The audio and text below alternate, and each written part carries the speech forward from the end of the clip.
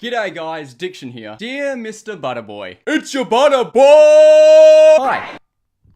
Thanks for watching. Super appreciate it. Okay, so based on your videos, I figure you're a pretty straightforward, no-nonsense kind of bloke, so I'm just gonna cut to the chase. I like that you're calling out the man-blaming and hating side of third and fourth wave radical feminism. And I reckon that if you better identified and defined it as such, that you'd have people on your side who would otherwise misunderstand you. Like, it's all good putting something broad like I hate feminism in the title just to get people to watch the video, but once the video starts, yeah, I think there's some things we could refine a bit more. So I thought, hey, what a wonderful kind of day. I'm sorry. I thought, hey, I know who can help Mr. Butterboi. Me. So I am. Okay, so within feminism, there are two main schools of thought. Liberal and radical. So while this is very much a simplification of an admittedly complex conversation, I personally find the best way to kind of distinguish the two in a nutshell are their premises on what causes women's inequality to occur, which in turn shapes their approach to reducing it. Sorry everyone, I just realized that I mixed up their approaches with their goals. So anytime I say approach, I really mean goal. Now the premise of liberal feminism is that women's equality occurs when women are not treated equally under the law, which is something we can all agree is a large contributor. Its approach, therefore, is to achieve equality under the law, which within the West, it has. While the premise behind radical feminism is that there is a cultural system known as the patriarchy, which actively oppresses women and favors men. It also states that it hurts men as well, just not as much. Now, while I acknowledge that culture can contribute to inequality, I'm not sold on this idea of the patriarchy. I find it to be an unsupported conspiracy theory. Radical feminism's approach to reducing inequality is to overthrow the system entirely since it's inherently too corrupt and create a new system from scratch. Now, again, it isn't an all or nothing radical or liberal. I recognize there was a time in the developed world where culture strongly prevented women from seeking their own path. But the current third and the emerging fourth wave still hold on to this premise of the patriarchy when there's no evidence. Hey everyone, my computer isn't recording video consistently, so now I'm using game footage. Yay! Honestly, everything I've recorded this far took way longer than it should have. And to those who are looking to use this to politicize gaming, claiming that games are toxic, or those who play games are toxic, or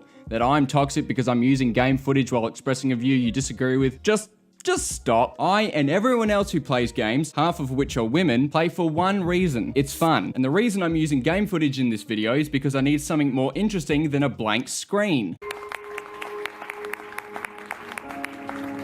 And that's what this is all about. Now, in an anonymous competitive environment, there's always going to be some morons who say horrible things, and everyone who actually plays games know there's two ways to deal with these idiots. A, laugh at them, not taking them seriously, spamming nonsensical stuff like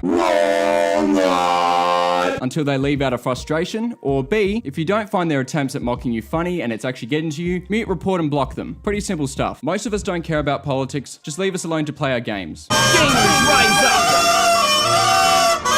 And the oppression of gamers! Anyway, to Mr. Butterboi, I would suggest saying something along these lines. I am against radical third and fourth wave feminism. I believe that women's inequality occurs when there is inequality under the law in cultures where sexism is the norm. This does not describe the developed world. I'm not convinced by the third and fourth wave's assertion that even within the developed world where men and women have equal rights, discrimination based on sex is illegal, and sexism is heavily frowned upon by the overwhelming majority of the population, that there is a cultural system of patriarchy that actively oppresses women and favors men. Those who follow this ideology often assume that what at a surface level may appear to be evidence of the patriarchy must be so, even when scientific investigation finds otherwise. Asserting the existence of the patriarchy based on such assumptions is circular logic. By the same token, it can also be falsely asserted that society is under matriarchy, since on average men receive double the prison sentences for committing the same crimes, which when asked why this occurs, it can be falsely assumed to be due to matriarchy. Both are cases of logical fallacies that fail to realize their assumed evidence is due to other factors. I also believe that the third and fourth wave's focus on the patriarchy takes focus away from addressing the real underlying causes of real problems, including but not limited to women's issues, and also takes away focus from real problems to what is falsely perceived as a problem under the false assumption that a woman is always, by default, worse off than a man, regardless of their individual circumstances. It doesn't have to be something that full on, but yeah, hopefully that's something to work with. Thanks to everyone for watching the video. If you liked it, remember to click like, comment below, and if you want more content, remember to subscribe and hit that notification bell, because otherwise YouTube won't notify you. Remember to unsubscribe from T-Series, subscribe to PewDiePie, resist the takedown of Monkey Jones. I love you, God loves you, and God bless. See you in the next video. Tweet this to Isaac Butterfield. Hey, how you doing? My name is Diction. I'm a Christian on a mission, and it's with conviction. I stay in the claim that the savior of our race, Jesus is his name, and his game is grace. Hey, how you doing? My name is Diction. I'm a Christian on a mission, and it's with conviction. I stay in the claim that the savior of our race, Jesus is his name, and his game is grace.